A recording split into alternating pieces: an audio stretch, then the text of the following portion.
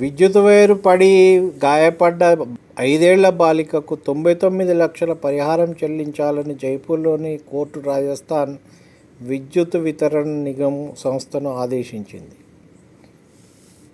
2015 మార్చిలో high tension wire తెగిపడడంతో ఆమె చేతులను కోల్పోయింది.